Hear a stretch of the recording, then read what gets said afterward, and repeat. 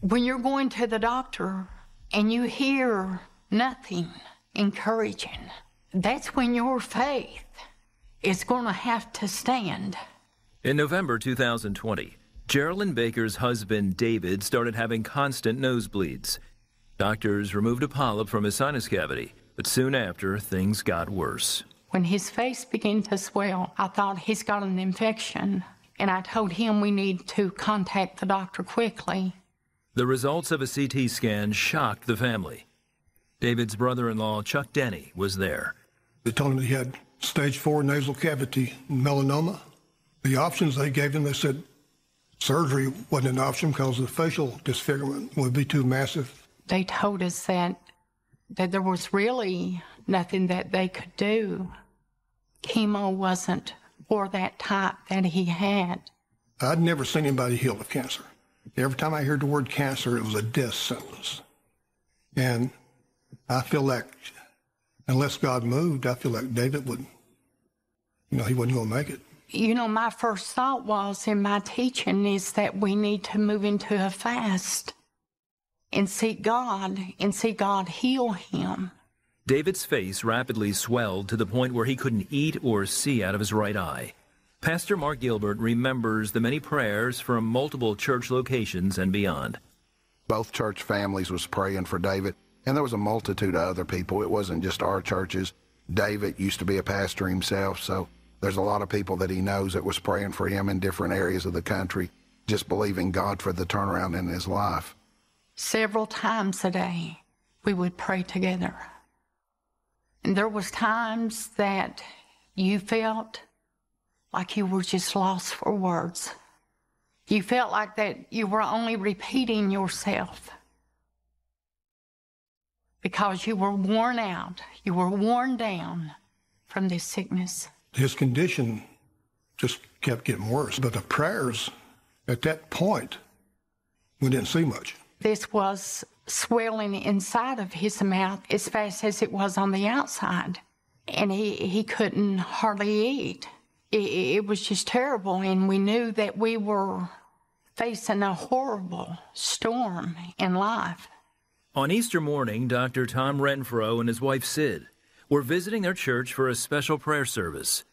Remembering her husband's own miraculous healing from cancer, Sid was moved with compassion to pray for David.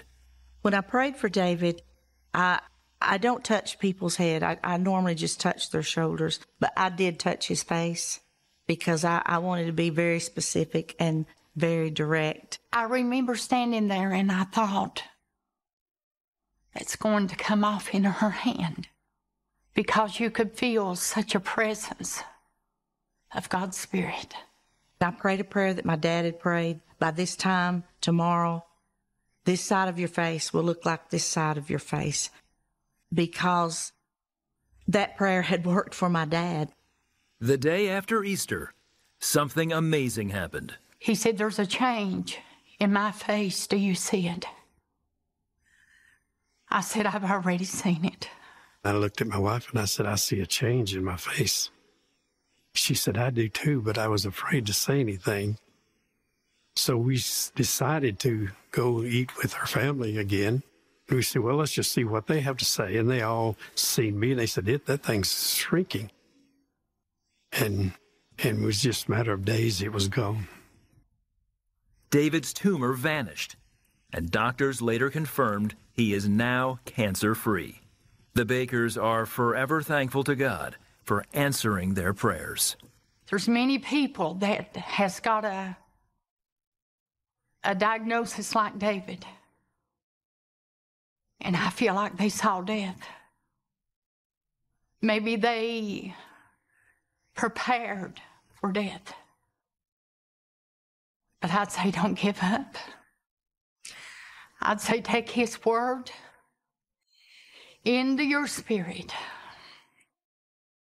And I'd say believe it with everything you've got. Because that's what we done. What I witnessed with David up close and personal with him, I mean, it just boosted my faith. I mean, I know God can do anything, big, little, it don't matter. He can move in anything. I felt jubilant when I saw the picture and the tumor was gone and he had a normal face. When I see David now, I think about the benevolence of God, the mercy of God, that God in this state of David's life in his older years, that God has proven his faithfulness to him. Well, I'm thankful that, what happened, that God healed me. I'm thankful for that. I've never doubted what God was capable of doing. I've always believed that he's the healer, that he can heal cancer, he can heal heart attacks, he can heal anything that's affected man. He can take care of it if we'll just believe him and walk in his word and not let doubt and unbelief, because that stops the hand of God. But I'm very thankful.